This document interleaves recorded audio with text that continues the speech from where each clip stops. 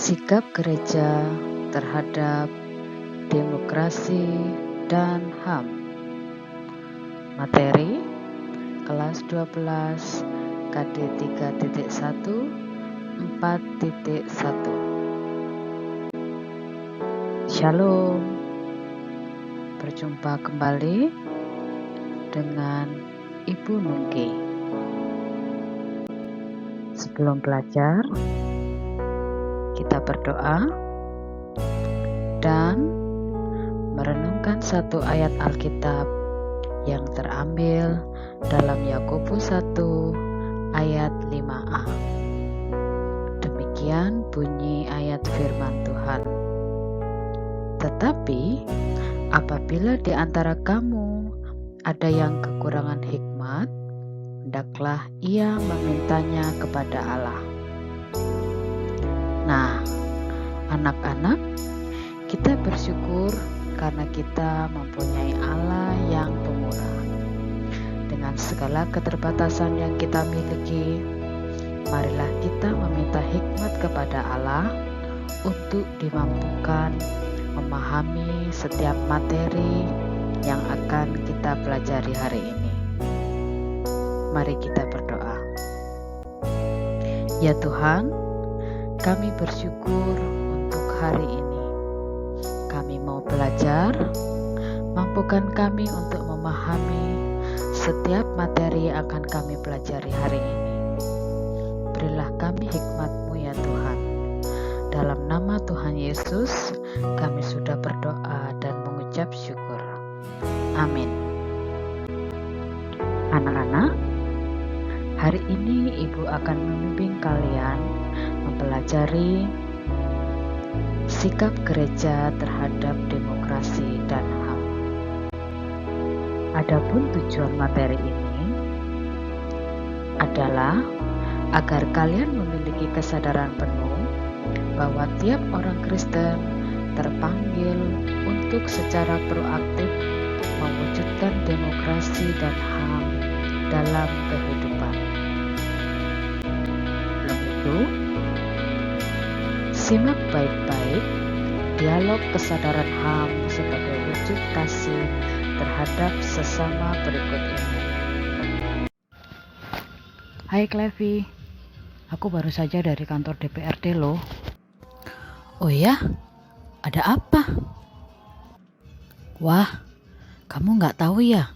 Kan ada pedagang kaki lima yang diambil lalu disita gerobaknya. Kasihan sekali mereka. Wah, benar. Kasihan sekali mereka. Mereka perlu dibela. Betul sekali. Maka dari itu, kita tadi beramai-ramai ke kantor DPRD. Terus, bagaimana kelanjutannya? Ya, kami minta bertemu dengan pimpinan dan anggota DPRD. Kami dibantu oleh kakak-kakak mahasiswa sebagai pimpinan rombongan. Kami hanya dengan beberapa perwakilan remaja saja tadi. Lalu apa hasil pertemuan itu?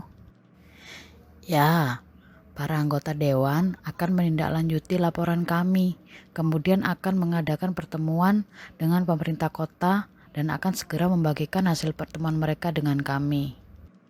Wah, hebat. Kamu telah membantu para pedagang kecil itu. Ya, benar. Mereka pedagang kecil yang hanya mengandalkan kehidupan sehari-hari dari berdagang. Saya rasa kita semua terpanggil untuk menunjukkan sikap solidaritas kepada sesama kita yang lemah. Sesuai yang Alkitab katakan, kita harus punya kasih dan kesabaran. Betul kan, Clevi? Ya, tepat sekali, Brilian. Aku setuju dengan yang kamu katakan.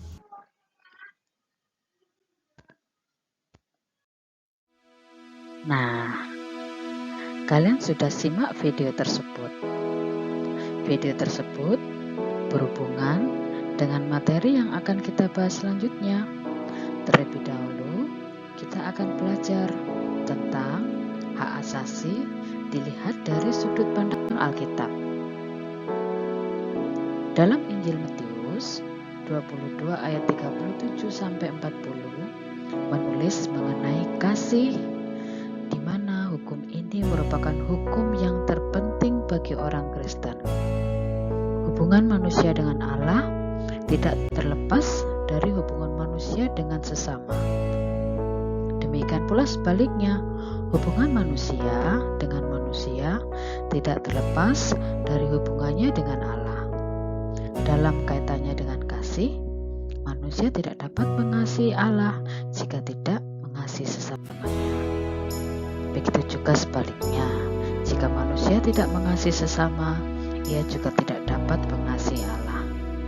Hukum kasih menjadi dasar bagi orang Kristen dalam mewujudkan HAM dan keadilan bagi sesama tanpa memandang berbagai perbedaan yang ada. Penjelasan ini diharapkan kalian memiliki pemahaman yang mendalam mengenai esensi iman Kristen, bahwa ibadah bukan hanya melakukan ibadah formal seperti berdoa, membaca Alkitab, menghadiri kebaktian, dan ibadah lainnya, melainkan juga menyangkut sikap hidup sehari-hari yang konsisten dalam menjalankan perintah Allah. Nah, berkaitan dengan kedua hukum itu, Tuhan Yesus mengatakan sama pentingnya, walau hukum yang pertama disebut sebagai hukum yang terutama dan yang pertama.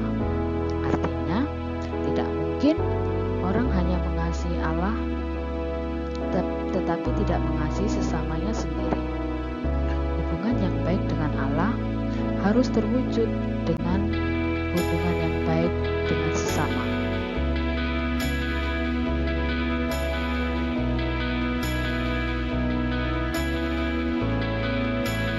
Alkitab mengajarkan hal ini untuk supaya kita menjadi pelaku firman Tuhan. Hubungan vertikal antara manusia dengan Allah harus terwujud pula dalam hubungan horizontal antara manusia dengan sesamanya. Dalam 1 Yohanes 2 ayat 9 dan 4 ayat 20 dikatakan, barang siapa berkata bahwa ia berada di dalam terang, tetapi ia membenci saudaranya, ia berada di dalam kegelapan sampai sekarang. Jikalau seorang berkata, aku mengasihi Allah, dan ia membenci saudaranya, maka ia adalah pendusta. Karena barang siapa tidak mengasihi saudaranya yang dilihatnya, tidak mungkin mengasihi Allah yang tidak dilihatnya. Jadi, mengasihi sesama berarti menunjukkan kepedulian kepada sesama, kesediaan untuk menolong, bahkan juga berkorban demi orang lain. Kepedulian kepada sesama ini harusnya terwujud dalam upaya untuk menegakkan keadilan dan kebenaran.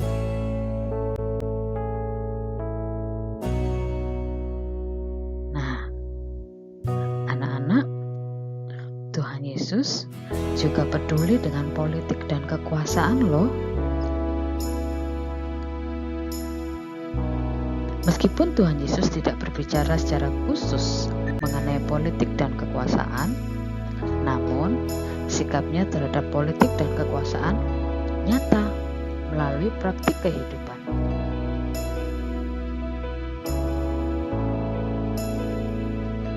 Dalam Matius 22 ayat 17 dan Matius 22 ayat 21,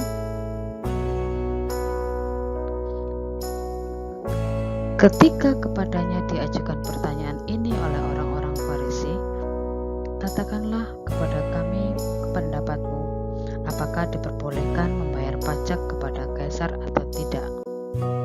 Maka jawab Yesus, berikanlah kepada Kaisar apa yang wajib kamu berikan kepada Kaisar, dan kepada Allah apa yang wajib kamu berikan kepada Allah. Waktu itu orang-orang Farisi ingin menjebak Yesus dengan mengajukan pertanyaan tersebut kepadanya. Yesus pun menjawab bahwa mereka memberikan kepada Kaisar apa yang wajib mereka berikan kepada Kaisar. Artinya setiap orang harus mempunyai keprihatinan tertentu terhadap kesejahteraan sosial politik negaranya dan harus taat sebagai warga negara, sedangkan pemerintah harus melaksanakan suatu tanggung jawab yang berasal dari Allah. Jadi, partisipasi orang beriman dalam politik tidak terlepas dari kenyataan orang Kristen harus taat kepada pemerintah.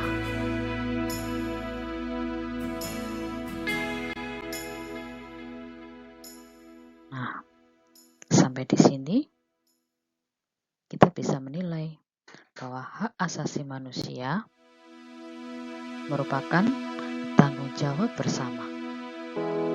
Tanggung jawab dalam membangun kesadaran demokrasi dan HAM bukan hanya merupakan tugas pemerintah, namun menjadi tugas gereja. Siapa gereja yang dimaksud? Gereja tidak lain adalah orang-orangnya, jemaatnya. Setiap anggota gereja, termasuk kita sebagai remaja Kristen, harus ikut serta dalam tugas ini. Untuk melakukan semua tugas itu, gereja kita semua perlu bekerja sama dengan orang yang beda keyakinan namun memiliki kebudayaan sama. Nah, supaya kalian lebih bisa mengekspresikan sikap yang sesuai dengan iman Kristen yang berkaitan dengan demokrasi dan HAM, kalian akan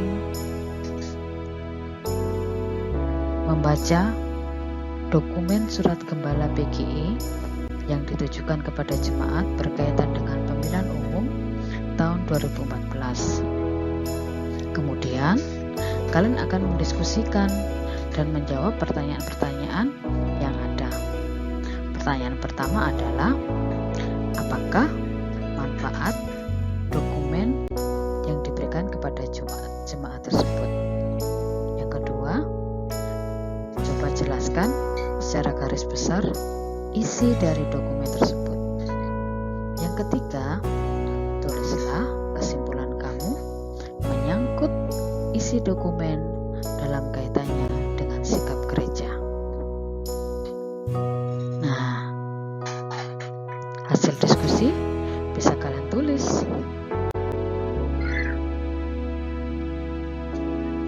Kita sudah sampai di akhir penghujung pembelajaran.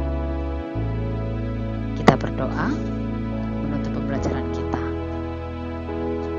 Tuhan Yesus, kami bersyukur untuk hal baru yang boleh kami pelajari pada hari ini. Ajar kami mengerti dan memahami setiap bagian dalam materi ini. Beri hikmat-Mu agar kami dapat mengerjakan tugas yang ada. Terlebih dari itu ya Tuhan, ajar kami untuk peduli dengan sesama kami seperti kami mengasihi diri kami. Karena Tuhan Yesus terlebih dahulu mengasihi kami. Di dalam nama Tuhan Yesus, kami sudah berdoa. Amin. Tuhan Yesus memberkati kita semua. Shalom.